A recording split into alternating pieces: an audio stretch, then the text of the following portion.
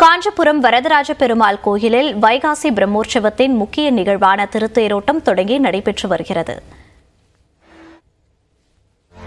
இது குறித்த கூடுதல் விவரங்களை நமது செய்தியாளர் சந்திரசேகர் வழங்க கேட்கலாம்.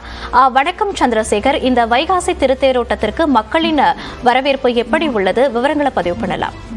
நிச்சயமாக மோனிஷா, சின்ன காஞ்சிபுரம் பகுதியில் உள்ள 108 திவ்ய தேசங்களில் ஒன்றான அந்த அத்திவரதர் வைபவம் நடைபெற்ற திருக்கோவிலான வரதராஜ பெருமாள் கோவிலில் வைகாசி மாத பிரம்ம உற்சவம் கடந்த 20ஆம் தேதி கொடியேற்றத்துடன் துவங்கிய நிலையில் கொடியேற்ற தினத்திலிருந்து 7ஆம் நாளான இன்று திருத்தேர் உற்சவம், அதாவது இந்த வைகாசி மாத பிரம்மோற்சவத்தில் மிக முக்கிய நிகழ்வாக இருக்கும் திருத்தேர் உற்சவத்துக்கான காஞ்சிபுரம் மட்டும் இல்லாமல் சுற்று வட்டாரில் உள்ள பல்வேறு மாவட்டத்திலிருந்தும் மாநிலத்திலிருந்தும் பக்தர்கள் சாமி தரிசனம் செய்ய உள்ள நிலையில் இன்று அதிகாலை காந்தி சாலையில் உள்ள திருத்தேரில் 73 அடி கொண்ட 7 நிலை கொண்ட இந்த திருத்தேரில் வரதராஜ பெருமாள் ரோஸ் நிற பட்டுடித்து பல்வேறு மலரால் அலங்கரிக்கப்பட்டு ராஜ அலங்காரத்தில் எழுந்தருளி பக்தருக்கு காட்சியளித்தார்.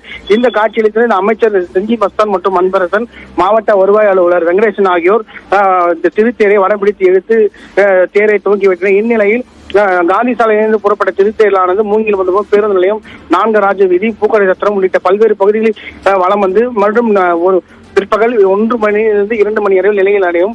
இந்த திருத்தேரைக்கான பல்வேறு பகுதியில் இருந்து நீண்ட தூரத்தில் இருந்த பொதுமக்கள் ஆயிரக்கணக்கான பக்தர்கள் கலந்து கொண்டு தேரை வடம்பிடித்து இழுத்து வந்து தேரை சாமியை தரிசனம் செய்து வருகின்றனர். விவரங்களுக்கு நன்றி சந்திரசேகர்.